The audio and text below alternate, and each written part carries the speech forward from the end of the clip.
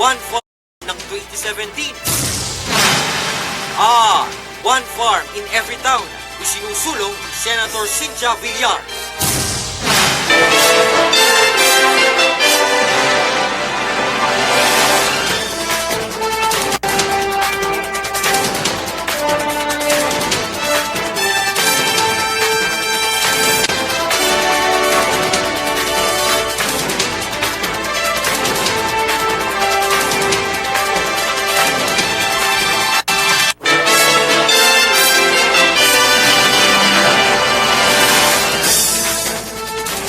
Magandang gabi po, itong Metro Central Luzon ngayon. Naharap sa panibagong kaso ng katiwalian ang alkalde at vice-alkalde ng Magalang, Pampanga kaugnay ng kakaibang pork scam. Gate ng VACC na naghain ng kaso sa ombudsman, questionable ang pagbebenta ng mahigit 4,000 baboy na kinumpiska mula sa ni-raid na underground Shabula.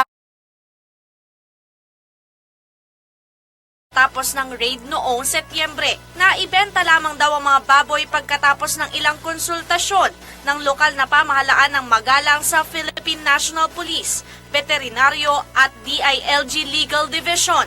Giit ng opisyal, dokumentado at dumaan sa tamang proseso ang lahat ng ginawang transaksyon ng kasalukuyang administrasyon. In majority of the hogs that were sold by lot were piglets. So it is usually used as an in accounting, parang ano siya, yung sarili ng libro na eto sa ngayon ang halaga ng business ko. May namatay. I-value nila. Kung ilan yung namatay, i-less na sa value. Ito yan. Pero it does not mean that the value of the business is the same market value of what is being sold. Wala kaming anything na to be feared about. Paliwanag pa ni Lacson, maraming kumpanya at negosyante ang naging interesadong bilhin ang mga baboy sa mas mataas na halaga, pero tinanggihan ito ng munisipyo. Gusto nila, bibili nila ng ganito. Pwede doon. Company Ng bise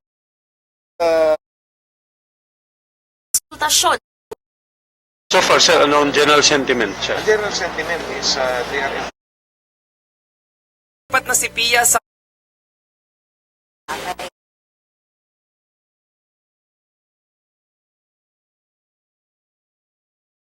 Insan na lang at ani ang insan halala.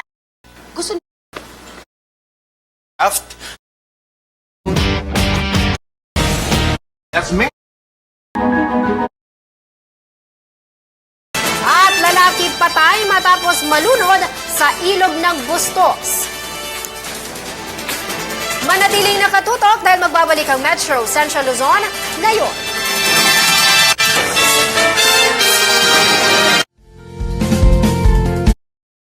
Over 30 years.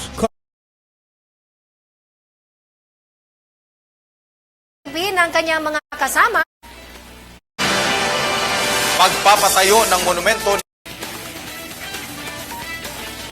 sa pagbabalik ng Metro Central Luzon ngayon. Pagpapatayo ng monumento ni Jose Abad Santos sa City of San Fernando, Pampanga, ipinahinto ni Mayor EDSA. At BIFAR nakapagtala ng may 50 kaso ng illegal fishing sa Region 3 sa unang 3 buwan ng 2017. Manatiling nakatutok dahil magbabalik ang Metro Central Luzon ngayon.